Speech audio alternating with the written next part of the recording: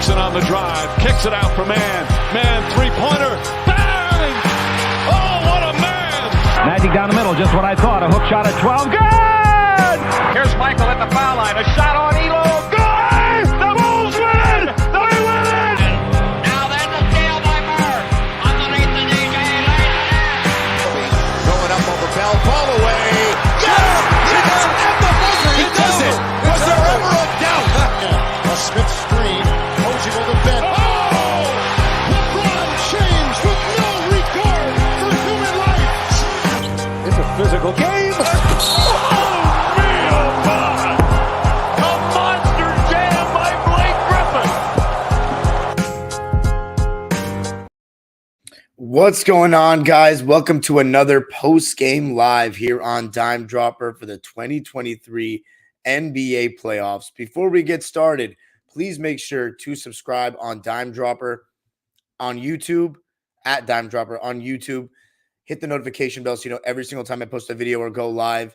And, of course, to follow us on social media at Twitter, Instagram, and TikTok at dimedropperpod. For today's agenda, two huge Game 5s. I told you guys I'd talk about Nuggets Suns Game 4. I watched it, and I will give you it right before Game 5. But Boston and Philly, we're going to start there tonight. To my Celtics fans, oh, man, this is tough, people. This is tough. I've been saying since the beginning of the playoffs, this is the Celtics championship to lose. I've also said that they have a psychological edge against the Philadelphia 76ers and have shown that the last couple of years. But tonight may have been the night where the Sixers got the monkey off their back. And it starts with the MVP, who tonight was the best player on the floor. James Harden, who again was really good. And it was just the perfect storm from Philly. From minute one, everybody was involved. Everybody was the best version of themselves. And you can't say the same about Boston. Immediately, I don't think it was a crazy effort thing. I really don't. You know, it got so bad tonight that the Celtics fans were booing the C's. You don't see that very often, Celtics fans booing the Celtics in a playoff home game. But that's how well the Sixers are playing. I truly believe, as much of a Glenn Rivers hater as I am, as much of a James Harden hater as I am, that the Sixers won this game tonight more than Boston lost. They were amazing. Both team strategies were to basically switch 1 through 4, but their fives were going to drop. Al Horford and Joel Embiid.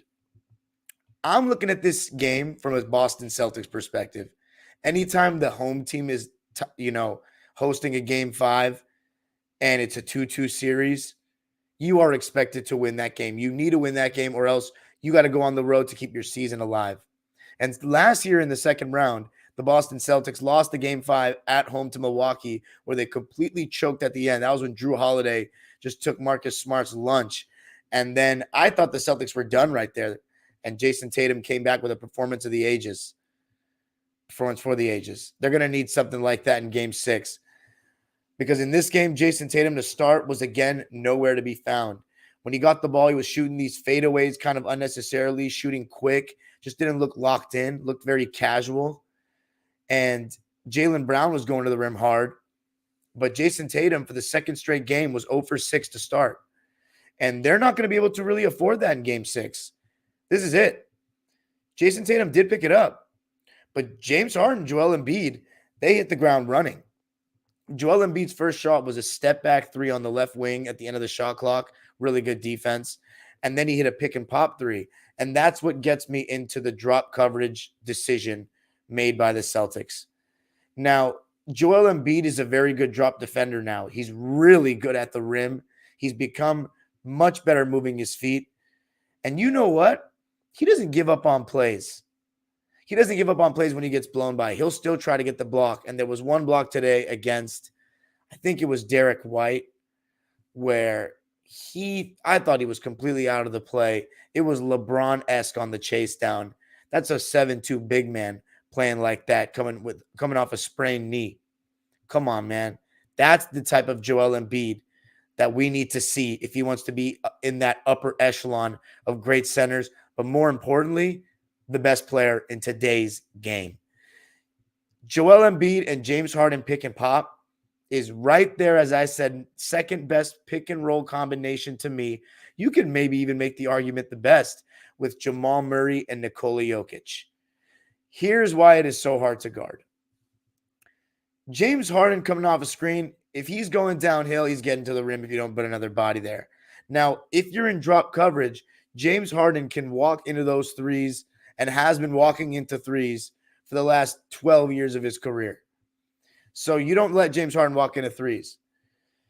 The difference now is he's actually shooting the mid-range. Before, he was quicker off the bounce and he was more athletic, so he could elevate much better at the rim. So he could just neglect a part of the floor for a large portion of the season, basically his whole season, still almost beat the Warriors doing it, just with the floater, the three ball, and at the cup.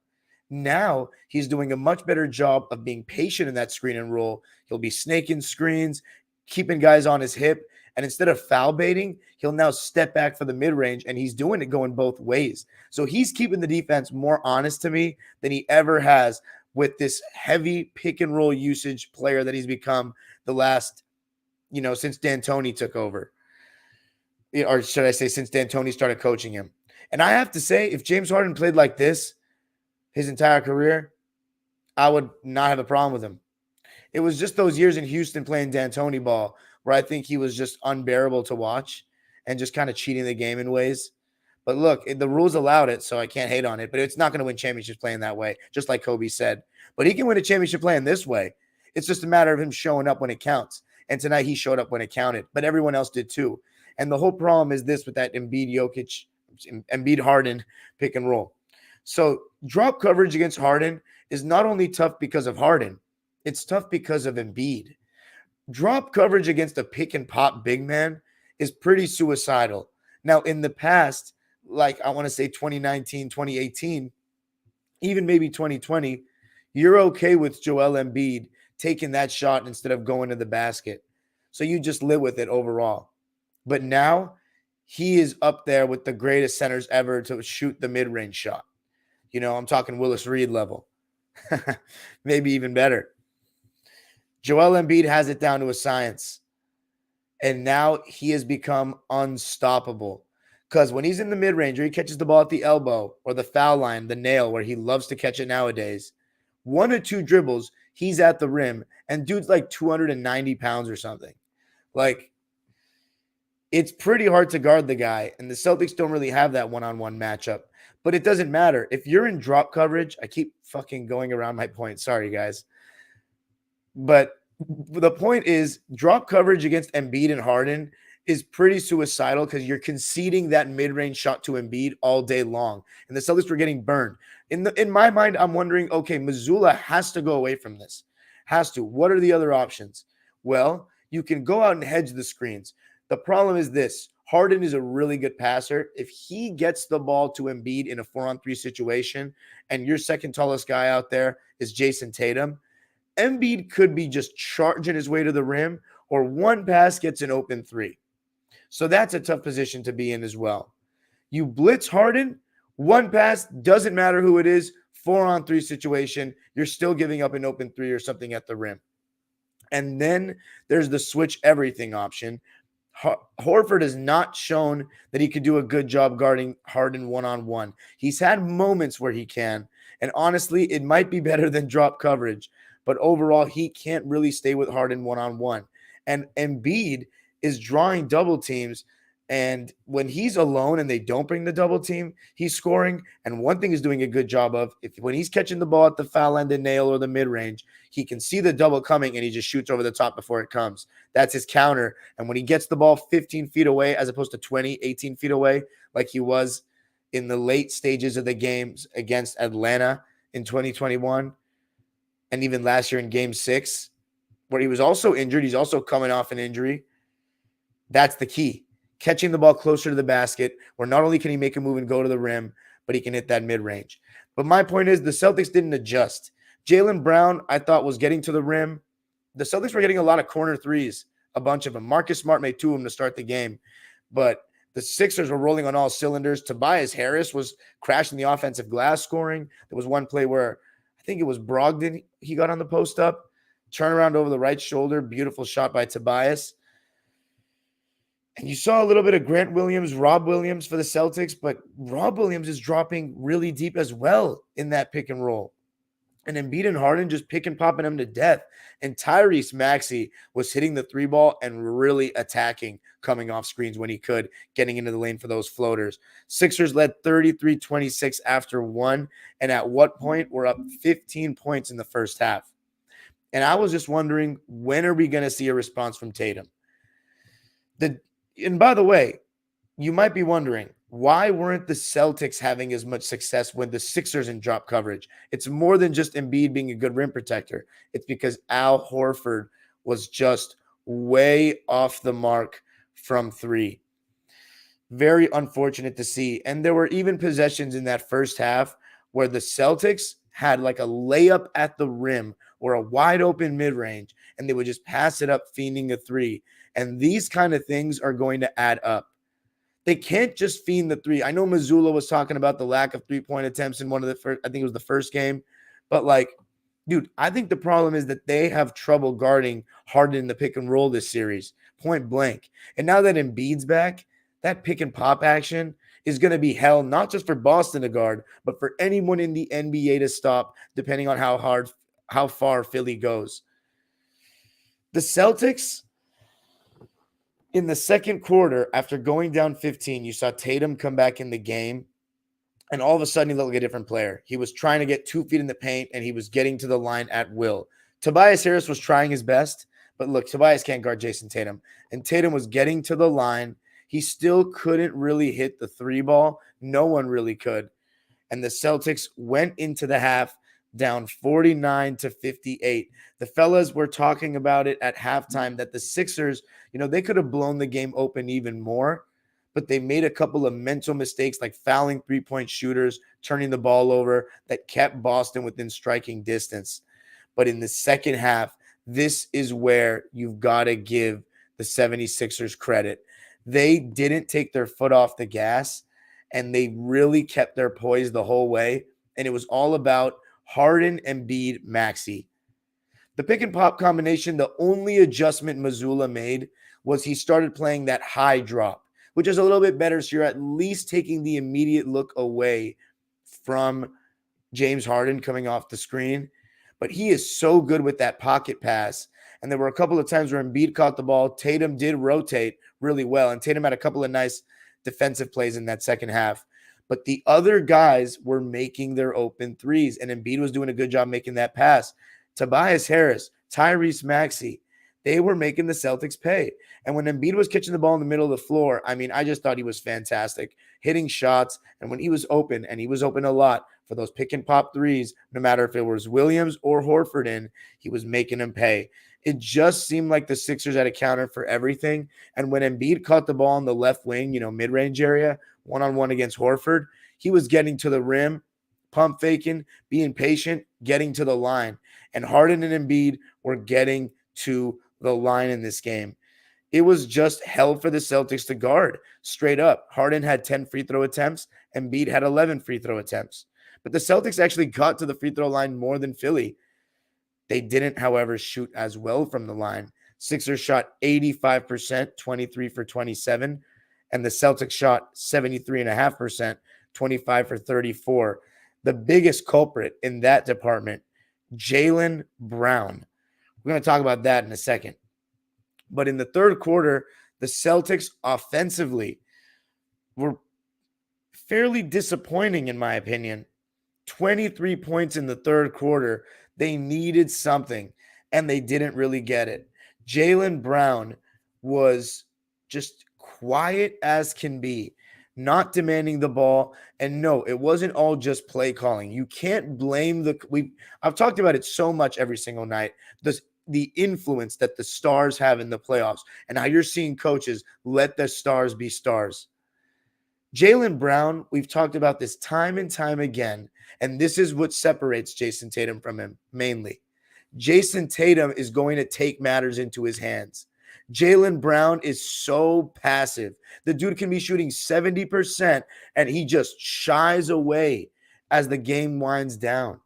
Jayson Tatum wants the moment. Sometimes he wants it too much, and sometimes you got to blame Jayson Tatum in ways where he needs to recognize, look, Jaylen's having a better shooting night than me. Let me motivate him to, look, go get the ball, Jaylen. You're not stepping on my toes. I got to do what's best for the team tonight. But I don't know, man. Jaylen Brown needs to go get it. It's not all the coach. This is the playoffs. This is grown man basketball. And I want to say this too. With Jaylen Brown and Jayson Tatum, two wings, just like the Clippers kind of have, that do similar things, can hit shots on the mid-range, 3-level scorers, decent in pick and roll, but not fantastic playmakers. And mind you, Jayson Tatum was getting a lot of open shots for his teammates that the role players were just not hitting tonight. The Sixer role players, the others outside of the duo, were hitting their threes, and the Celtics guys really were not. But the thing about the duo is the two wings, it's very take-turnsy, whereas the Sixer duo, a guard and a big, they play off each other. And that's what makes it a little bit more of a seamless fit. And the third option, Tyrese Maxey, is he better than Marcus Smart? I don't know, because Marcus Smart plays both ends. But the Celtics just need their role players to hit threes. However, I'm very concerned about that defense. They lost the third quarter by a score of 30-23. At that point, it just didn't feel like they were going to come back. And I got to give credit to Joel Embiid. His defense and drop coverage was just fantastic. The Celtics, they didn't really make too many adjustments. They just went to that high drop. Jayson Tatum was getting more aggressive as the game went on. He wasn't really quitting. Jaylen started getting a little bit more shots up towards the end of the game, but Embiid was really unstoppable. He was the best player on the court tonight. And I picked the Celtics in this series because of the fact that Jayson Tatum just plays better than Joel Embiid in the playoffs. I went with that. And of course, James Harden will always have his fuck up. But 3 games out of 5, James Harden has been not just good, but great. Great. He was spectacular in game 1. And in game 4, 2-game winners. Joel Embiid, this was one of his signature playoff games, if not his most signature, his most important. If they win this series, this is the big time, brother. MVP. And listen, I'm sick right now. I'm really sick. I fucking hate the Sixers because they have Glenn Rivers at the helm. And I don't want the Celtics to win the championship because, as I said, I don't want the rich to get richer, even though I think the Celtics are a likable team. And, I do have a soft spot for them, being that is my second home. But I need them to win this series because I don't need Glenn Rivers to go to the conference finals. I don't want them to. I feel bad for Embiid, though, because he is such a great player. But right now, I just have to be objective. Embiid was the best player on that damn court. They need better from Tatum, the Celtics. They need better from Brown, but they mainly need better from the role players and the coach. I don't know, man. The Celtics, they didn't really get the game within 9 points, get it within single digits. The Sixers prevented any big run. There was one point where the Celtics got it within, I think, 12. The crowd was really loud, and then Tyrese Maxey hit a huge right wing 3. And, James Harden just continued to get so many good looks for his teammates. It was just big time from the Sixers as they won it 115-103, stealing home court advantage and giving themselves one chance to go to the conference finals for the first time since 2001. Allen Iverson MVP season. Are we seeing some similarities, ladies and gentlemen? First MVP since AI for the Sixers. First trip to the conference finals. Oh, no. It might be written in the stars, guys. I'm fucking hate. Oh, God, I'm livid. Come on, Jayson Tatum. You need to come here. You need to come through for me, big dog. You need to come through. Celtics fans, I'm sorry, guys. I don't mean to make things worse. And I really hope some of my Minute Men and Minute Women are listening to this, man, because I apologize for not doing as much Celtics content these last 2 years. You guys have had great teams. Only so many teams I can do. And I'm excited to, be watching these games and keeping a close eye on them. And I've come to the conclusion that Joe Mazzulla is a little suspect. Let me tell you why. I like the way he talks the game, but I just don't feel like defensively he pays enough attention. Charles Barkley made a decent point in the pregame. He was talking after game 1. He was talking about shooting threes and how they weren't shooting enough threes, the math game and all that, but they were not getting any stops. And that was kind of his emphasis. And that's kind of telling me that he has an offense first lens. Remember, Joe Mazzulla was a point guard. Ime Udoka was a wing that guarded guys like Kobe. Like Pop asked him to guard guys like Kobe. The Brandon Roys. Defense first lens. So I just don't think they really made enough adjustments. What do you do? Now, see, I need somebody to ask me that. No one's asked me in the chat. What do you do, Mr. Big Shot? Talking about, how do you guard it? Let me tell you what I think I would do. Honestly, I would just switch everything and start doubling and just running their asses off the line and just making them exert as much energy as they can in the half court. They have great guys to attack closeouts is the problem with Maxey and Tobias. Because Tobias, if he gets, attacks a closeout and someone runs him off the line, he can hit that mid-range stop on a dime. And Maxey has that great runner in his game and a really good layup package. So it's tough. But that's the best option in my opinion. What about going two bigs? That was something we saw last year with the Celtics. So let's say Horford or Time Lord goes out and hedges the screen. At least you have one of them on the back line protecting the rim. Sag off PJ Tucker. Especially with PJ Tucker, I feel like you could do that maybe. Why not? Why not? And it's not like, look, if you got to take Embiid on that short roll or on that pick and pop, and Time Lord gets drawn out, and Horford and Time Lord both get drawn out, at least you have Jayson Tatum and Jaylen Brown, two athletic wings, or even Marcus Smart on that backside. So, something to consider. Two bigs, maybe even Grant Williams at the 5 with Jayson Tatum, Jaylen Brown, Marcus Smart, and maybe one other guard. I don't know. That may be a little too small. But let's just put it this way. The fact that I'm having to throw all these things out there just shows you how hard it is to guard Embiid and Harden when they're playing at this level and when other guys are making shots. It's really difficult. Let's read the lines. Any signature statistics to look at for the team? Let's see. Let's look at the team stats. 13 turnovers for Philly, only 8 for Boston. So they did take care of the ball, but just 40% shooting for the Celtics at home. Sixers shooting 50.6%. Sixers also 40% from 3, Celtics 31.6. So the Sixers shooting better from the field, from the 3, from the line, out rebounding the Celtics by 13. That's because there were a lot more missed shots.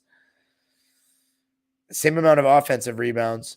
I really don't think it was an effort thing. I really think the Sixers were just played better basketball straight up by a landslide.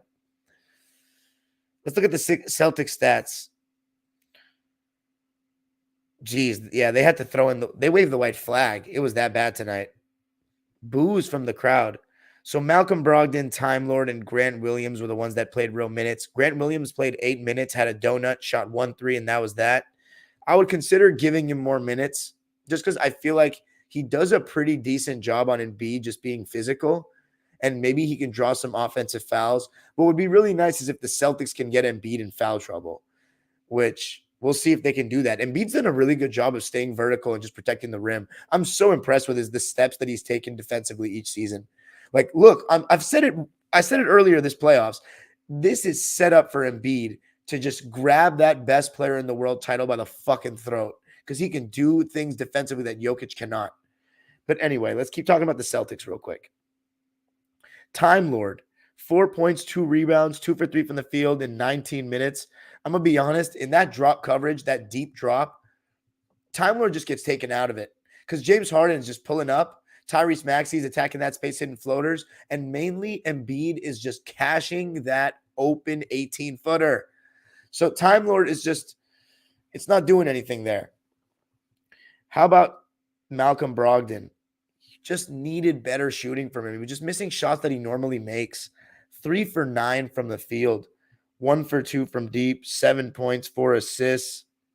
Malcolm Brogdon in these last 2 games. Actually, no, he did play well in the last game. But he shot 33% in game 3 that they won. You just needed a better game from Malcolm in this one, just hitting shots. And then the starters, all of which played 25-plus minutes. Al Horford had his worst game probably of the playoffs. Look, it's not like he's being terrible defensively to me. You can't expect him to guard Embiid one-on-one. Like, you seriously just can't. And he's done a good job this series at times guarding Embiid one-on-one. At his age, look, it doesn't matter what age you are, it's hard to guard this guy one-on-one. He's a fantastic, I don't use this word that often, but generational offensive talent now. He really is. Honestly, talent, because on both ends. It all just comes down to how healthy he can be and what kind of aggressiveness he plays with. And tonight, he was playing aggressively. He was the best version of himself. Harden is making his life easier, absolutely, but when he's getting the ball one-on-one, Horford can't guard him. Okay, and Horford in the drop coverage, that's the scheme. That's the scheme. Whether you think it's a good scheme or not, that's the problem with Mazzulla. Horford is being told to drop deep. High drop, he did a little bit better, but it's tough. The problem with Horford, though, is he's got to make that open three. He's got to make that open three. And also what I don't like is he's getting Maxey on switches, and he's not even considering going to the post. Come on, dude. You have post game. What are you doing? Totally bailing Maxey and the Sixers defense out. So you got to look at that. He's way too smart to be settling that way. But anyway, only what? A donut. Jesus. 0 for 7 from the field. 0 for all of his shots were threes. No free throw attempts. Just 5 rebounds. Not a good game from Al. Derek White, 34 minutes played.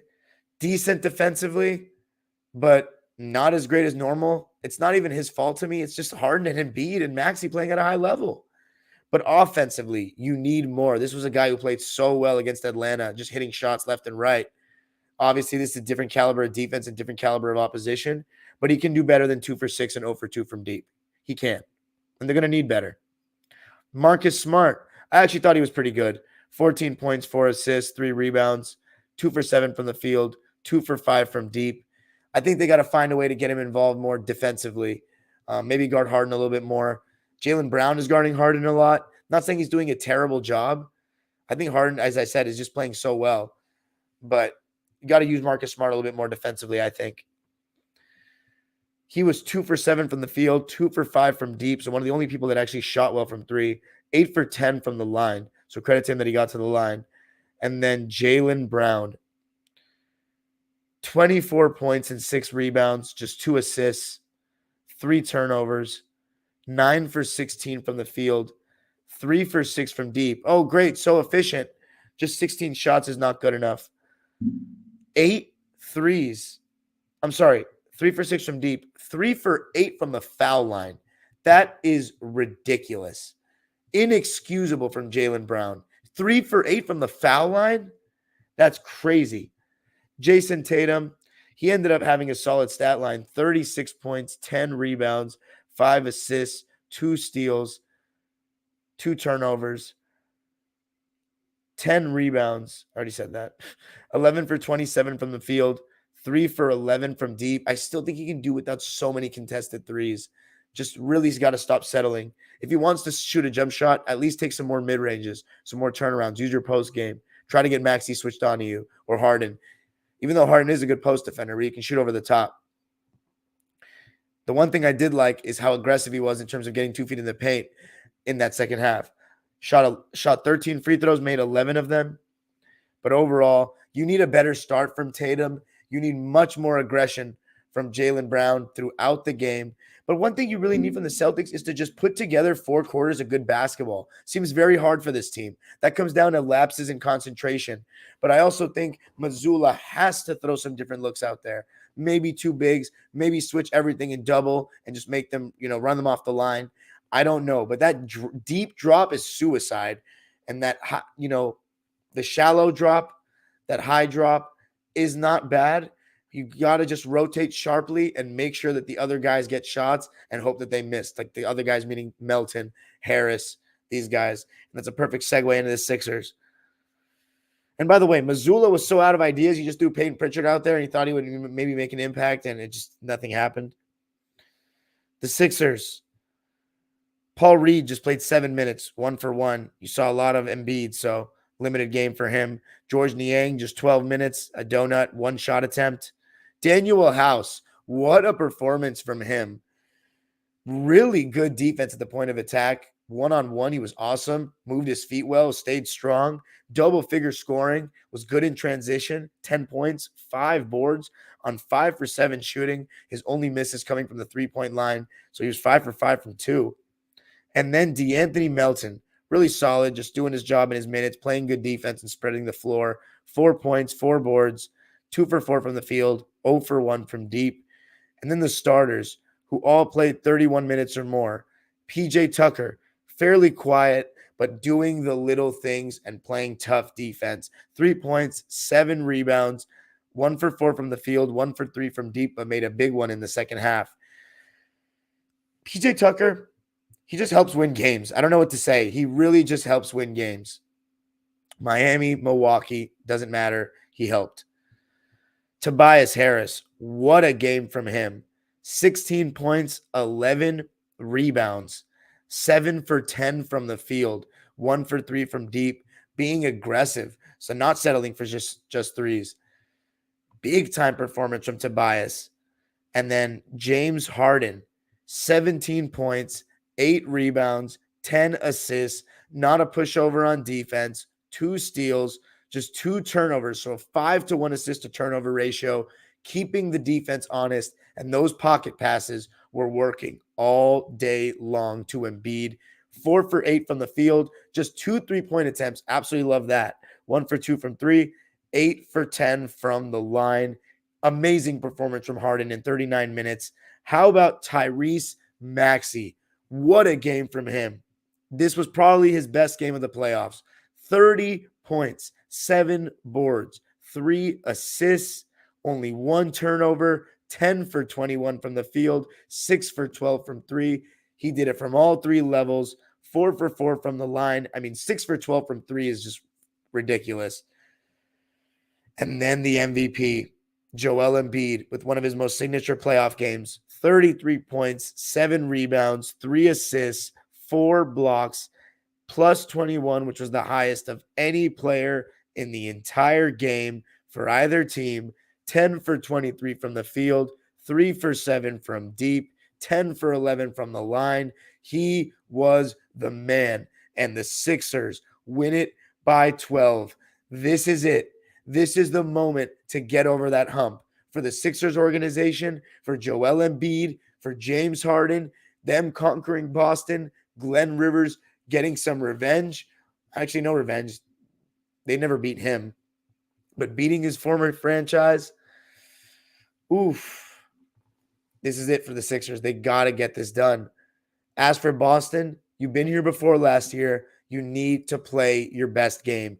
And look, I think it's going to be tough for the Sixers to close this out because they shot so well from 3. They played a pretty perfect game.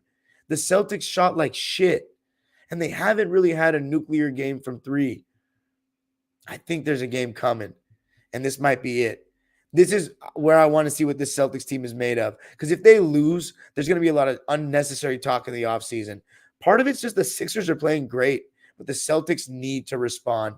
This is it, and I think they will. I'm still sticking to my pick, Celtics in 7.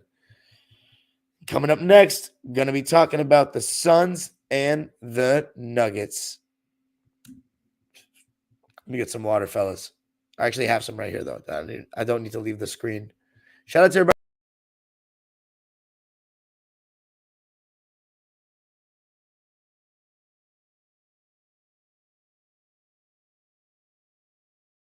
That was ridiculous. Got fucking removed my own shit.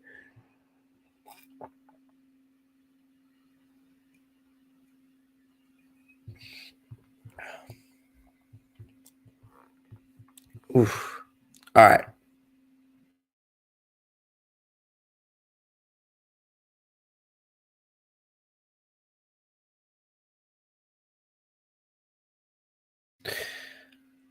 All right.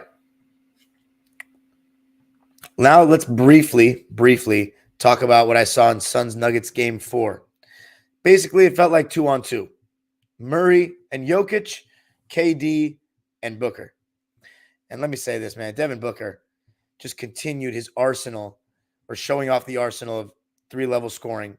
Stopping on a dime, 1-2 dribble pull-up, quick decisions. And one thing you started to see was KD and Booker one pass away from each other. So they'd set the screen. Aaron Gordon would then switch on to Devin Booker. KD would have KCP on him. And when they helped, you'd have them one pass away to either pop the three or attack the open space in front of them. Anytime they could get the other guys to shoot, they would, but it was very tough. And D-Book and Kevin Durant were big time. Jamal Murray, Jokic had some good stuff in the pick and roll. Jokic was dominating in the paint and dominating in the post, working very quickly. But Cameron Payne was pushing the pace really well, even better than in game 3. And the Suns were running a ton of double drag action with Booker as the ball handler and KD popping out, either Landale or Ayton as the roller. And, I mean, that's pretty good action. It can get you some really good looks. You get KD on the catch and shoot situation off the screen. Tough to guard. But it was a pretty neck-and-neck game the whole way. Jokic was insane in the second quarter and the third quarter. Ayton was a little bit better in that game, though. Better in drop coverage defensively and finishing around the rim in the pick and roll. But Jokic, I mean, he could not guard Jokic, but you can't really blame him. Like, how can you guard Jokic? He was hitting those turnarounds over the left shoulder, like the jump hooks, with ease. I mean, catching the ball in the middle of the floor. He was even hitting his jump shot. But Booker went nuclear with 2 big threes late in the third quarter. You saw a little bit of Terrence Ross, TJ Warren. Those other guys stepped up. The Nuggets started blitzing Booker a little bit more. And it looked good when you got other guys to score. But when KD gets the ball and has to attack closeouts, it was trouble. And in the fourth quarter, Landry Shamet, he was trying to be very physical with Murray. Very physical. But the big thing was him making 4 threes in the fourth quarter. And it was all off KD and Booker just having so many eyes on them. You know, KD and Book setting the screens for each other. As I said, the double was coming. Devin Booker, by the way, like even Aaron Gordon couldn't really do much about him. He was getting the double. KD one pass away or vice versa, you're cooked. But what they were doing was they'd rotate. He'd make the extra pass. That's where Shamet was coming in for the 3. And also, when Jokic was in drop coverage in that high drop, they would leave Shamet open because, of course, you don't want to leave KD open and you want to take away the roll. And Shamet was making him pay. D-Book was doing a really good job with that cross-court pass with his right hand.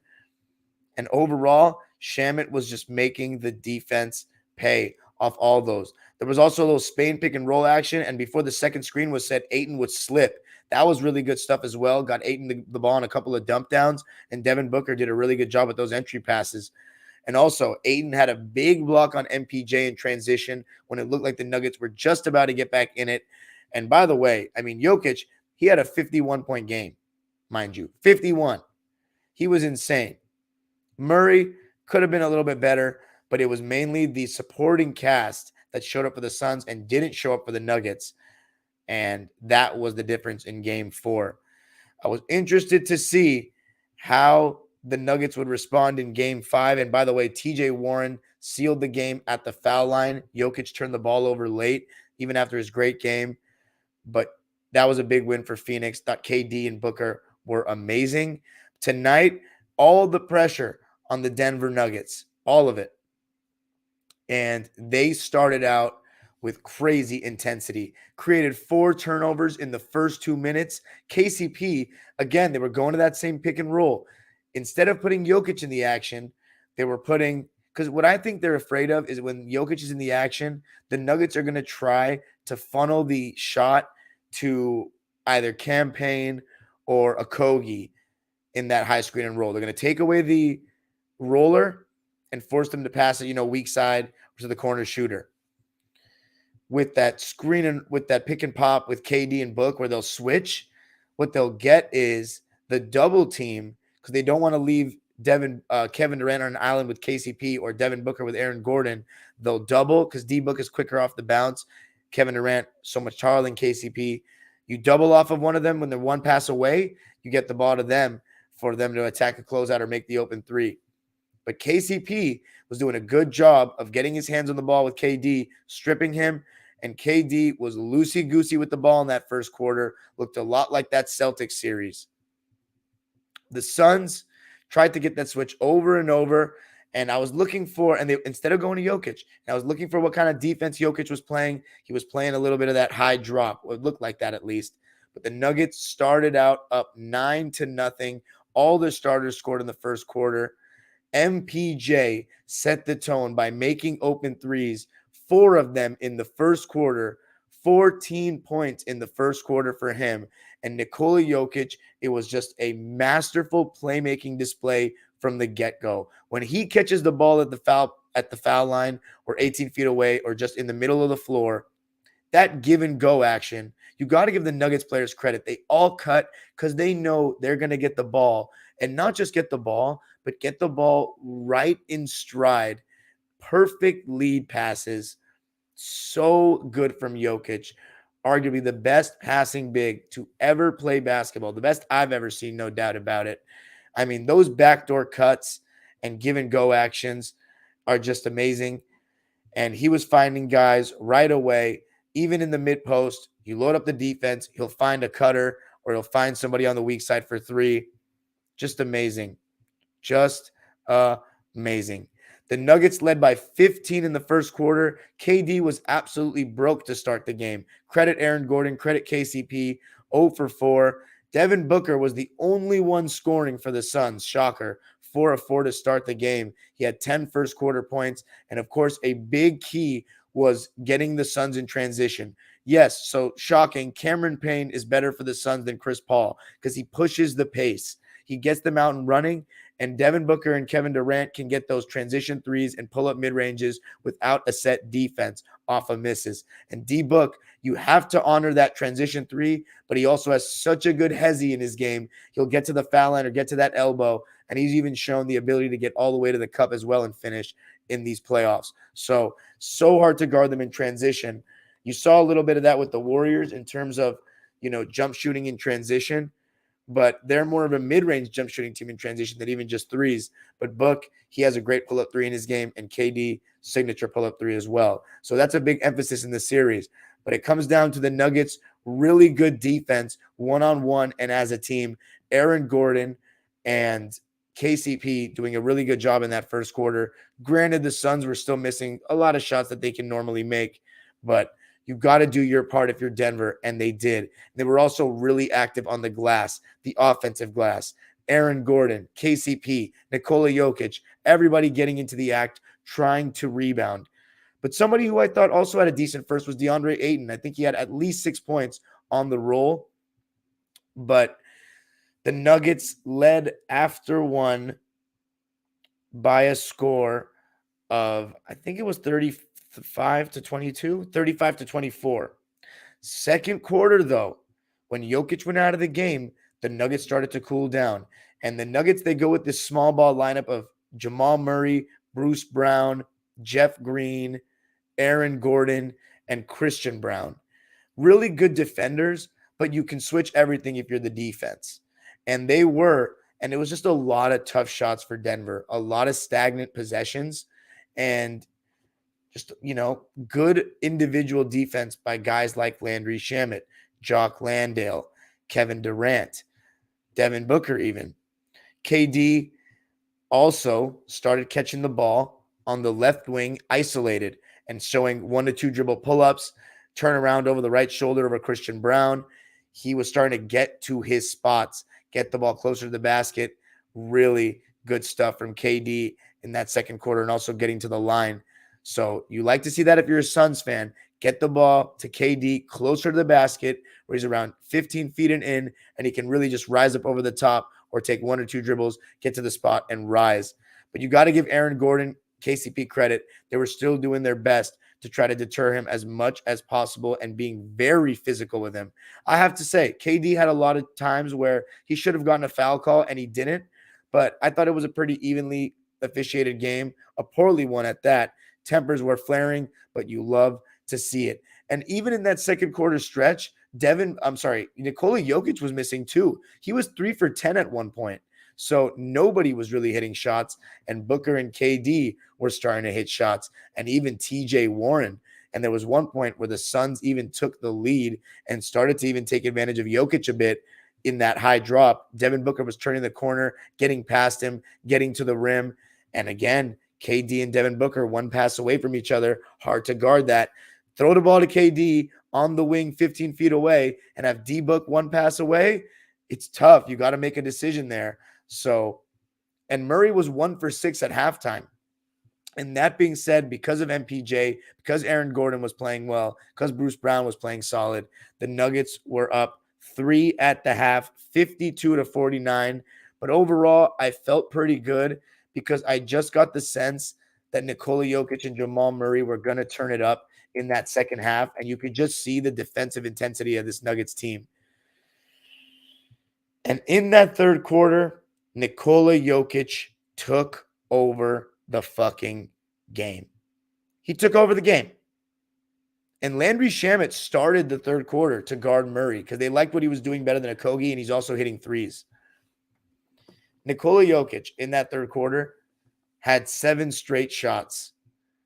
A bunch of shots just sealing in the paint, in the middle of the floor, jump hooks, finishing around the rim, hitting jumpers, hitting floaters, 7 consecutive makes, 7 consecutive makes going back to the end of the second quarter, 6 straight in the third quarter. And then the final one he missed was in and out off the glass. It was just an offensive clinic, but also his passing to cutters is just unbelievable. And you just got to love the way the Nuggets move without the ball. MPJ, Jamal Murray, Bruce Brown, Aaron Gordon, the KCP, they all do such a good job. And Jokic's passing is just so pinpoint. And one thing I like is that even when Jokic comes up to catch the ball at the foul line or 18 feet away, they'll set a down screen for him to sometimes, 1, just make the defender work, and 2, if he gets an inch to turn the corner quickly, then your defense is just compromised and he can get an easy kick out 3 or a floater. So it just makes the defense work a little bit more. But Murray and Jokic in that pick and roll started to get really good looks. Murray got an and one, and I was talking to my dad watching the game. Landry Shamet was getting so physical with Murray, and he was getting away with fouls. And I was like, Murray and him are going to go at it at some point in this game because it's getting physical. And he got an and one where he took the bump, got right in his face, got a taunting tech. But that showed me that Murray, he was into the game. He was responding in that third quarter along with Jokic. And in that stretch, Devin Booker finally started to look human. Missed a wide open corner mid-range. And I think he was just so surprised how open he was on that. But he started to finally look a little bit more tired. And credit Aaron Gordon, had some amazing defensive possessions on Booker, blocking his shot one-on-one, really good contests. And on the other end, more Murray-Jokic pick and roll. Jokic was hitting the jumper. And there were a couple times, Ayton would stay home on the roll. That's when Murray would get to the rim or kick it out for an open 3. And the Nuggets' defensive intensity let them get in transition, and they blew it open. And a huge part of that was Bruce Brown as well. Nuggets went up by 20 in that third quarter. And defensively, I love the scheme. They were just okay with anyone else scoring. Anyone else. Jokic was starting to hedge those screens, and they were making sure that they had Michael Porter Jr. or Aaron Gordon, mainly Michael Porter Jr., doing a really good job rotating. He even got a steal, I remember. I'm not sure if he got more than one, but let me check. Michael Porter got just one steal, but really solid defense rotating when Jokic would go out and hedge. And every time they go to the sideline, Jokic is going to go try to hedge the sideline. And that's, a way to take away their passing angles. Have somebody take their roller, because the cross-court pass when you're double teamed on the sideline is very hard to make. So that's why it's easy to take away. So they have no problem. And Jokic does a pretty good job hedging on the sidelines. But yeah, and by the way, I want to say Jokic's defense was really good hedging in that third quarter as well. He had active hands too. And when he dropped on different guys that weren't KD and Booker, he did a pretty good job. And I thought in the game, the Suns were going a lot more with Devin Booker in pick and roll than KD in pick and roll. But overall, the Nuggets tried their best to force the ball out of the big boys' hands, leave the other guys open, and the Suns role players did not hit. Did not hit. Bruce Brown got a technical where he was trying to listen in on Monty Williams drawing up a play late in that third quarter. It was pretty funny. KD then shoved Jokic, got a technical foul, but Bruce Brown got one as well. But it was a really, really good third quarter for the Nuggets. Jokic's passing out of the high post and the low post was just amazing. Great cutting from the Nuggets. They outscored the Suns 39-25. And Mike Malone, he had lost his voice after the third quarter. What he loved, he said the most, was the defense. They were alert. They were tough. They were physical. And even Jeff Green, who Nuggets fans seem to hate on because he doesn't really, hit shots, I thought he was pretty physical on defense. And even though KD scored on him a couple times, those shots were not easy. And I thought he played with a certain toughness, had some really nice cuts. And I thought he and Aaron Gordon made really nice extra passes and just played the right way offensively in terms of moving the ball. The Denver Nuggets really just play good basketball on the offensive end, especially. They move the ball well. They move without the ball well. They make the extra pass. I don't know. Honestly, I'd want them to win the championship because they've never won. And Nikola Jokic is a fantastic player, a special player. It'd be the first time in my life watching basketball that a center would be the best player on a championship team. So it'd be a big deal. The Nuggets went up by 24. Let me see if that was their largest lead of the game. I think it was. Yeah, it was. Bruce Brown was just incredible. He was doing it all. So many good moments one-on-one contesting Kevin Durant, even Devin Booker at times, but mainly I remember KD where he just got a hand up so well, was very physical. He rebounded. And I remember there was one play where he stopped somebody, got a rebound, passed it up the floor to Jamal Murray for a transition three, and Jamal Murray had 10 points in the fourth quarter, started to come alive.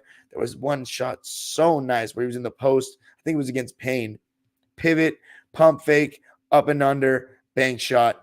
Looking like Kobe Bryant on that one. So good from Jamal Murray. And then there was a moment where KD turned the ball over. Bruce Brown, hand in the passing lane, loading up, and dunked it down. And I thought Jokic held his own, hedging that whole second half. And the Nuggets rotations were sharp because they knew those other guys were not going to make threes. Overall, amazing performance by the Nuggets. A true beatdown. They win it 118-102. The Suns wave the white flag, and now the Nuggets are one game away from their second conference finals in the Jokic era, the first one in front of their fans. Let's read the lines. The Phoenix Suns. Look, I always say when you have a game 7 on the road, you already have lost, basically. I just didn't expect the Suns to win this game. It's a lot to ask to beat this Nuggets team 3 games in a row when you really only have 2 players. They might just need Chris Paul back just for late game situations, but I don't know. I think they are a better team with campaign. At this point, I wouldn't even hold it against Booker and KD to lose this series in 7 games. I just think it shows that Jokic is better than everybody on the court, which I don't think should be much of a debate at this point. Because KD is not what he once was, and I don't even know if he's better than Booker. We'll see. We'll see what we have to say about that conversation at the end of this series. But so far, Booker looks better. However, Aaron Gordon, Russell Westbrook, the guys that have been the main stop, the number one option on the other team, they've guarded KD to start the series and then switched on to Booker because Booker's been cooking the second option. So, but Booker's been, he was cooking Westbrook and Aaron Gordon in stretches in these playoffs. But then there was moments where Russ did such a good job, and moments like tonight where Aaron Gordon did such a good job. So I don't know. That's a tough conversation to have. But what I do know is that the Suns shot 43% from the field and 33 from deep. So 9 for 27 from 3, just weren't hitting shots. The other guys didn't hit shots. Booker finally looked like a human being.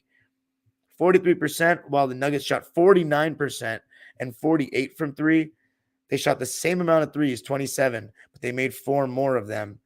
They also shot 4 more free throws, were 21 for 28 from the line, 75%. The Suns also missed 7 free throws, 17 for 24, 71%. Nuggets out-rebounded them by 8, only won by 2 on the offensive glass. They had 10 more assists, though, a lot less iso ball, so much more off-ball movement. For example, campaign, like on the weak side, when the defense is loading up on KD or Booker on that, when they're isolating on a wing, he does not cut off the ball at all. At all. The Nuggets outscoring the Suns in fast break points, 31-25, and outscoring them in points in the paint by 6, 50-44. It's mainly the three-point shooting. They only had 4 more field goals than Nuggets in the game. That's interesting. But those 4 were threes. Very interesting. But part of it is like the fourth quarter stats are kind of bullshit. So they waved the white flag. The Suns outscored them 28-27 in the fourth. But overall, the game was over with like 7 minutes left. The Nuggets win it 118-102 to take a 3-2 lead. They are undefeated at home in this series. You know what they say? The series doesn't start until the road team wins. Well, there hasn't been. I guess the series hasn't started yet. It may never start. I had Nuggets in 7 before the series. I think Booker and KD will respond, and I think that the Nuggets will finish them at home. But a game 7 is a little dangerous if you're Denver. Let's see if you can finish it right there in Phoenix. It's all about the role players making shots. But let's start with the Suns, whose role players didn't make shots. By the way, why is Torrey Craig not playing? He was so good against us. He's not a bad defender. He knows the Nuggets. He was on the team, and he shot really well against us in the playoffs. Let's see what he's shooting in the playoffs overall. 57.5% and 48 from 3. I don't get it. Let's look at his game log. So against us in game 5, he only played 17 minutes and was 0 for 1. He played 24 minutes in game 1 in this series, and he was 1 for 3. And then just 11 minutes in game 2, and then a combined 7 minutes. Oh, no, I'm sorry. He didn't even play in game 4 and only played 3 minutes in game 3. That's wild, man. I think Torrey Craig should play. Is Okogie really playing that well? I think he's doing a pretty good job on Jamal Murray to start games defensively. I'll say that. Doing a really good job there. But I would honestly play Craig. Just try to get the shooting out there. Even though I'm a defense guy. Jock Landale played 16 minutes, 5 points, and 4 boards in this one. He was a +5. I thought he was actually pretty good in his minutes. It continues to be pretty solid in the series. But also some of that was at the end of the game in garbage time. So he can't guard Jokic, though, point blank. He was okay. I don't think you need much more from him. But it would be nice if he had a better game, of course. TJ Warren, 15 minutes. He had 4 points on 2 for 7 shooting and 0 for 2 from deep. You're going to need a little bit better from him as well. He was good in the first half, but I don't think he made any shots in the second half. And then Terrence Ross, he played 20 minutes and was actually efficient, 3 for 4 from the field. All his shots were threes, 9 points, 3 boards. But defensively, he's not great. And then Landry Shamet probably played a little too much. His defense he has shown to be a little bit tough on defense. Like he will do a decent job on Jamal Murray, and he will play him very physically. But do you just lean into the offense with Terrence Ross and play him a little bit more? I don't know. Landry Shamet, 6 points, 5 rebounds, 3 assists, coming off his amazing game in game 4. 2 for 6 from the field and 1 for 3 from deep.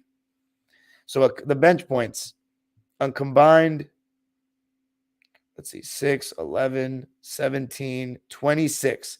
A combined 26 bench points, but 2 of them were from Torrey Craig, who played only in garbage time. So let's see the starters. Josh Okogie only played 8 minutes, 1 point, 0 for 3, 0 for 2 from deep. Cameron Payne, not as good of a game. He's just not a spot-up shooter, and he needs to be better off the ball. 7 points, 2 rebounds, 4 assists. Defensively, also just he's a weak link. 3 for 5 from the floor, 1 for 3 from deep for Payne. The Suns turned the ball over 10 times, so nothing too crazy there. And then the big 3. Ayton, I actually think, has been good the last 2 games. I mean, not great, but they're not going to feed him the ball. So it's really just on rolls off screen. So in his role, he can't guard Jokic that much better. Like he's getting away with fouls and Jokic is still scoring. Like I really don't know what to do about Jokic. He's a generational talent. So 14 points and 9 rebounds for Ayton, 7 for 12 from the field in 32 minutes of play. if you're the Suns, do you just double Jokic every single time he catches the ball in the post or one-on-one? I just might, and then leave anybody but Murray open. The thing is, the Nuggets do such a good job of cutting. It's very hard. How about Devin Booker? 28 points, 6 rebounds, and 4 assists, 2 turnovers, 8 for 19 from the field. So finally shooting less than 50% from the field. 4 for 7 from 3, though. He actually shot well from 3. So the rest of the team shot 5 for 20 from deep, just 25%. He's the reason why it's 33%. But he wasn't hitting his pull-up as much, and part of that because Aaron Gordon was doing such a good job contesting his shots. But Devin Booker finally having a human game, so that means he's probably dropping 40 with their first elimination game of the playoffs. Kevin Durant, I actually thought he played pretty well. He just needs to take care of the ball a little bit better. 5 turnovers. That's too much. He had half the team's turnovers, and I think he will play better. 26 points, 11 rebounds, 7 assists. What I love about KD is that he's starting to just shoot more. 10 for 24 from the field, 0 for 3 from deep. But I thought he shot a lot of shots that were just way too heavily contested, where he could have tried to get a little bit closer or maybe even tried to pass and post up. But overall, KD took a beating in this game. I think the Suns just kind of ran out of gas. The altitude, it's just a tough place to play. And someone's going to have to beat Denver there. 6-0, just like the Lakers so far. I think the Lakers are 5-0. The Nuggets are 6-0 so far in these playoffs at home. Can't believe the Celtics have lost so many playoff home games. But yeah, those are the stats for the Suns. How about the Nuggets, who played Jeff Green, Bruce Brown, and Christian Brown off the bench? Jeff Green played 16 minutes, 4 points, 2 rebounds, 2 for 4 from the field, and 0 for 2 from deep. Obviously, his plus-minus isn't going to look good because he plays when Jokic is out, but I thought he honestly did okay. He held his own, made some good plays. 2 assists. It's not bad for a player playing only 16 minutes. How about Christian Brown? Really solid defense, in my opinion. Adds a lot of athleticism. 5 points, 2 for 3 from the field. And I love the intensity that he plays with. Got that big steal and dunk, and that energized the crowd and pretty much sealed the game. And then you had Bruce Brown, who was just phenomenal. And even as the pick-and-roll ball handler, I think teams should always go under the screen. But one thing he does well is he attacks space, takes bumps well, and hits those floaters and runners. And Bruce Brown in this game did a little bit of that. Really good moving without the ball and great in transition. There was one little hezzy he had on KD and blow by in transition that was just beautiful. 25 points for him, 5 rebounds. In my opinion, his best game of the playoffs. 7 for 11 and 2 for 4 from deep. So good from Bruce Brown. Also had a steal in there. And then the starters. By the way, Bruce Brown, so he basically had as many points as the Suns bench by himself. 26 for the Suns bench, 25 for Bruce Brown. The Nuggets bench overall with 34 points. So that's been a big story in this series as well. Whoever's bench plays better. In Game 4 was the Suns. Then the starters, who all played 28 minutes or more. 27 minutes or more. KCP, I think his stats will lie to you here. 7.7 rebounds, 3 assists on 1 for 6 shooting and 1 for 3 from deep. But I thought he had a really solid game. Really good defense. Still moving without the ball. Still spreading the floor. 7.7 rebounds. He just wasn't hitting his shots, and that's okay. But he also had 3 assists. He also had a steal and 2 blocks, and he was a plus 18. I thought KCP, that's the thing about guys who guard. They can have bad shooting nights, but they guard. And KCP just such a good job navigating screens and moving without the ball as well. Every single Nugget starter had 2 assists at least. So that tells you the way they move the ball. Michael Porter Jr., you needed a response from him. He did not have it in Game 4. And he brought it in this one. In Game 4, he just shot 31%, only 11 points. In this one, 19 points, 8 rebounds, shot 64% from the field, 7 for 11, and 5 for 8 from 3. Of course, 4 of those coming in the first quarter, but he was big time. And what doesn't show there is how good he was defensively. He had a steal, but overall, his rotations were really sharp. You got to glove it for Michael Porter Jr. Very solid in his minutes. He was a plus 24. And then Aaron Gordon, again, his 4 for 13 shooting night won't show it. 1 for 2 from deep, but 10 points, 6 rebounds, 6 assists, 2 blocks, the highest plus minus of any player on the floor tonight for either team, a plus 27. Amazing defense on both KD and Booker. He has just been incredible, in my opinion, in these playoffs. And his movement without the ball is really good as well. And there was one play where Jokic was running a pick and roll as the ball handler with Gordon as the roller. We've seen that in these playoffs time and time again. It's incredible to see a center do that. I mean, just amazing. And it's very tough to guard because you got to stop a 7-foot freight train going to the basket. And Aaron Gordon's super athletic on the lob. And you know Jokic's pass is going to be pinpoint. The way Jokic just carved the Suns apart with so many different types of passes is unbelievable. And how about Murray, who overall finished with a really solid game? Good effort as well on the defensive end, in my opinion, as the game went on. 19 points, 5 rebounds, 6 assists, and a steal, 2 turnovers, 7 for 15 from the field, 2 for 4 from deep, 3 for 3 from the line, and just killing it with Jokic in that pick and pop game. Really unstoppable, that pick and roll combination. In my opinion, the best in the league. The 2 best in the league, like tonight, winning.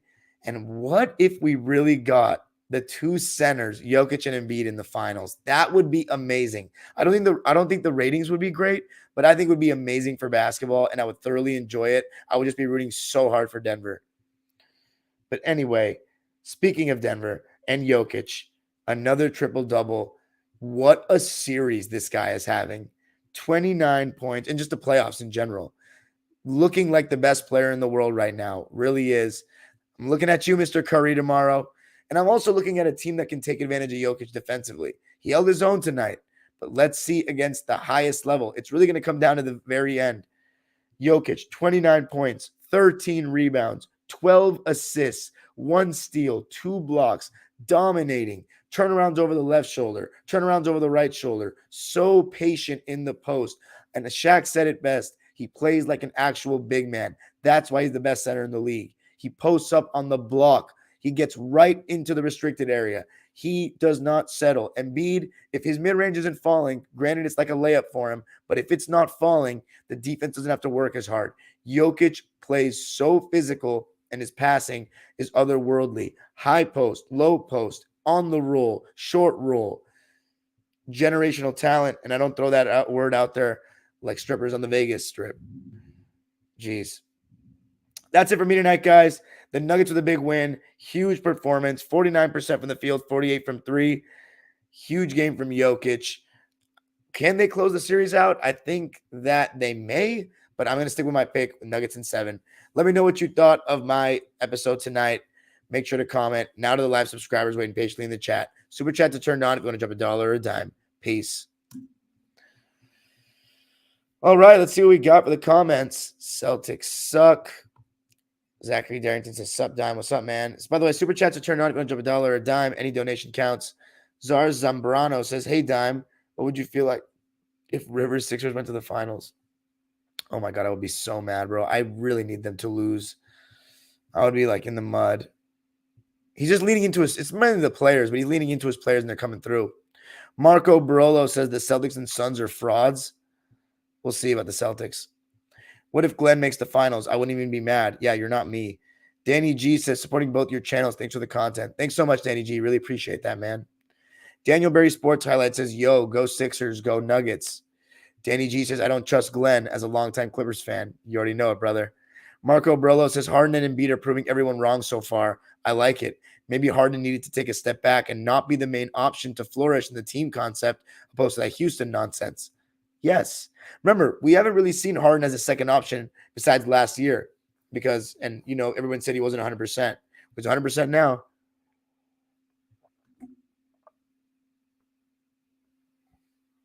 And he's looking good. Daniel Berry says Lakers, Sixers, or Heat finals. Lakers, Sixers, or Heat finals. Embiid, Jokic played well. Celtics suck. Yo. That's how Harden played when he was coached by McHale. That D'Antoni offense was craziness. Yeah, facts. Harden and Murray. Right, it said Celtics going out sad. Love to see it.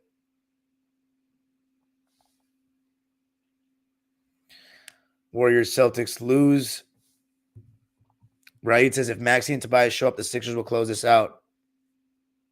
Fabian PerspecTV, love to see it. Marco says, why are the Celtics playing so sloppy and lackadaisical this playoffs? I don't think it's just the playoffs. I heard that they were doing this at the end of the regular season. So I don't know what to tell you. I think it really does start with the stars, though. What's up, Denver? He says Glenn. You love that, Glenn. Right? It says LMAO. Darian's still calling Doc River. Glenn, after all these years, will never not be funny. Darian never going to forgive Glenn for those 3-1 blown leads. Hey, it's just as much in the players as well. I want to say that, if not more. Showtime Nick. Shout out to Showtime Nick coming in from Tokyo. Says the last time the Sixers made the conference finals or the finals was the year I started watching basketball. 01. Right? Asks, are Glenn Rivers, Plummer, Jim, and the Sixers really about to make the finals for the Clippers in the 2-1-3 era? All right, I mean, if they win this series, they will. Go, Jimmy. Lakers fan for life says Tatum needs to work out with LeBron and teach him some stuff he can learn from LeBron. Okay. Like what? Jordan Smith says, I agree. Tatum needs to work out with LeBron like Tatum did with Kobe. If LeBron can teach him some back down moves, it would help him or make him stronger. Yeah, I don't know if LeBron is like the poster boy for post game, but hey, he's improved a lot.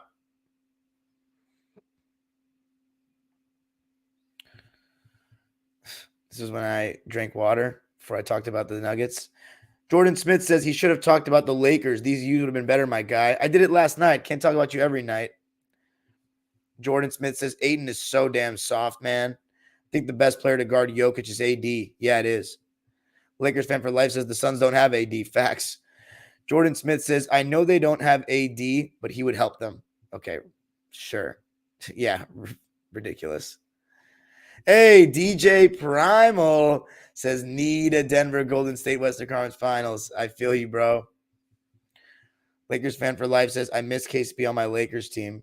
Ali Jaganese says, bro, I'm still laughing from your video from 2 years ago about the Flippers blowing a 3-1 lead against the Nuggets. AD is going to get the bag just for his defense. Is his contract up? Davis is going to get the bag regardless because he's one of the best two-way players in the game. 44 Bird says, Clippers winning it all next year. Playoffs been boo-boo without the claw again. Okay. Give me a fucking break, man. Right? It says, Lakers fan for life. AD is the best two-way player in the game. AD fan says, fun fact, AD is tied for the 6th most blocks in the first 9 games of playoff run in NBA history. All right, that's just not true, though, the NBA history thing, because Bill Russell and Wilt definitely had more. And they weren't counted.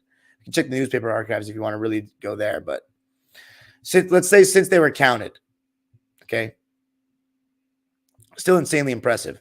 AD is definitely the best two-way player in basketball, and if he stays healthy, bro can win MVP and Defensive Player of the Year. Yeah, well, that's not going to happen. AD fan says, I can't believe AD isn't first team, even second team all defensive. What the fuck is this? But he wasn't on any team defense. Oh, we should have talked about the defensive teams. Fuck. I think that, defensive team is so hard to gauge because you just got to watch the games. I don't think any metric can really show it. Not having AD is tough, but he missed so many games. Was there anybody else I wanted to have on there? People were saying McDaniels from Minnesota. He would have been a pretty solid shout. But I don't know. I feel like there was one. It was interesting Marcus Smart wasn't on it, but people did say that his defense declined this season. I wanted Claxton on there instead of Draymond, but Draymond's really good. Jordan Smith said, Dime, would you want AD on your team? Like if you had to pick AD or Paul George? Are you fucking serious? Of course I would take Anthony Davis. AD and Kawhi in the same lineup? Good God. That's crazy defensive, especially from AD, but I don't see AD leaving. Yeah. Jordan to get this nasty Boston shit out of there. Curry or Bird all time? Probably Larry. It's just his size. He's a better passer. Way better rebounder, even though Curry is a great rebounder for his position. Can post up. He's so good off the ball, too. But I haven't watched Larry play, so I'm not going to say that yet. But I would probably take Larry Bird. I'd take Larry Bird over most players in NBA history, though. So, Ethan Jones says, give me Bird. I have Bird over LeBron all the time. Yeah, I mean, I'm not going to argue against Larry Bird with a lot of players because I think he might be the most complete player in history. Also, I don't get the AD hype. Okay, well, you're tripping sack. He's an elite defender, but that's about it. He's got the defender for sure. Best defender in basketball? Maybe. Yes, he's the best defender in basketball. And how can you say he's just the defender when he can handle the ball like a guard and he's got a solid mid-range? I'm going to say solid. It's inconsistent, but when he's healthy, it's not that inconsistent. And pretty solid post game, and has a couple of go-to moves.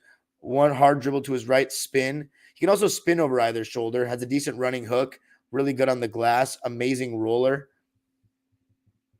Jordan Smith said, you take AD off the Lakers, they have no defense. That's AD. Yeah, literally.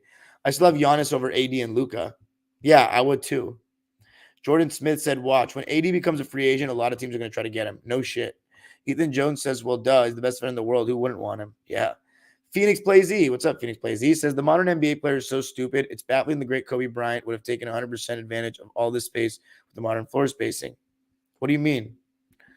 He says, also, I see your Harden point more clearly now. You have all this space. Teams are going to run you off the line and the key in on the rim. You have all the room in the world to mid-range. Facts. Thank you for listening, Phoenix. Look how much better he's playing now. He might win a championship. Denver versus Philly would have so many storylines. First take, did Embiid deserve the MVP?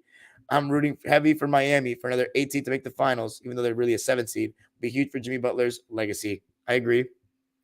Hollow702 says, as a 76ers fan, I'm happy that we won this game, but we got to close it out in Philly in Game 6. I don't trust a Glenn Rivers-led team to win a Game 7 in TD Garden. I feel you. Yeah, I feel you on that. Raid said, I'm still taking Luka over Booker. I don't care. That's fair.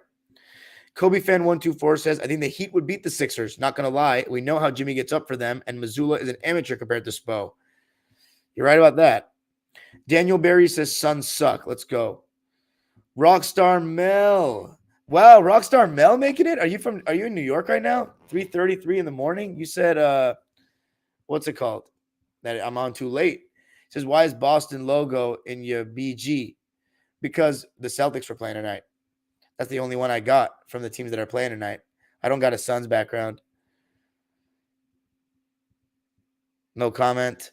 Showtime Nick says, AD didn't make an all-defensive team because he didn't play enough games. Yeah. Phoenix Play Z says, Jaylen is an honorable mention. Fair enough. Dragon Ball's Best says Claxton was snubbed from all defense. Maybe that's something we'll talk about on my new show with AllBall, Fabian, and Flea, known as the Wu-Tang of Sports, every Sunday at 3 p.m. Eastern Time. Actually, no, Pacific, 6 Eastern. Raid says, does Curry have an argument for being better than Bird? Lots of Warriors fans seem to think so and have Steph over him all the time. I think he has an argument over Bird now. Yeah, he probably does. I mean, 4 rings. He doesn't have as many MVPs. I think Curry is in the argument for best offensive player of all time. He's the best shooter ever. He's got one of the best handles ever. That's really underrated about him. Might be the best off-ball player ever. He's created a dynasty, great longevity. So he's absolutely got a case. Ethan Jones says, didn't AD play more games than the defensive player of the year? No, he didn't. He played, I think it was 9 less. 7 less or 9 less. Phoenix Plays E says, Giannis is another shout. Is Anthony Davis the best lob finisher in league history? Fuck no. He's not a better lob finisher than Go DJ. Go DJ. Dude, come on. Are you kidding me? That's the one thing I'll give DJ. Lob City in our prime. You could throw that shit on Las Estrellas and he would catch that shit. Come on, man. League history. Settle down, Mike Smith. Daniel Berry Sports Highlight says Curry and KD need each other. Curry doesn't need KD. Just want to ring without him. What are you talking about? Showtime Nick says if AD played 7 more games, he easily would have made an all-defensive team.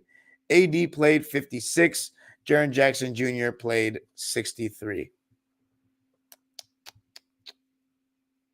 Yeah, there you go. Ethan Jones said AD played great defense on that last play on Curry. I was actually shocked. Don't be shocked. Raid Chowdhury says, if you think Curry has an argument for being better than Bird, what about a case for being greater than Magic? I think he has a case to be better than Magic now after that last ring, but my only argument is this. I just don't like the greatest point guard thing because if we're actually calling point guards, then if you're saying the greatest player to play the point guard position, then I guess, yes, you can argue Curry. But if we're just saying the best point guard ever, the definition of a point guard is usually a pass-first guy. Magic is that by a landslide. So to me, and overall, I'm still taking Magic. He's done more in less years. But I think Curry has an argument now. Phoenix Plays Z says, I'm talking about the versatility of how he can catch at the rim and finish in different ways, not just dunks. He's saying like DeAndre Jordan couldn't catch the ball and like come down and then go up strong after. So if that's the case, then like I can maybe see your argument there. Nobody better though in history. Is it because now it's such a pick and roll league? What about like Kevin Garnett or Amari Stoudemire? I don't know. Hollow 702 says, if Philly loses game 6, I could smell a choke from a mile away. Facts. Jordan Smith says, I'm head out as always. Go Lakers, baby. Showtime Nick says, I still don't think Steph has an argument over Magic. No way for me. I feel you on that. 29 people in the live. Not as many of the Laker live. Of course, I am going live really late, and it's the Celtics. But hopefully my Celtics fans on the East Coast will listen tomorrow or at least watch one of the two. Come on, Celtics fans. I need you. But anybody else got anything?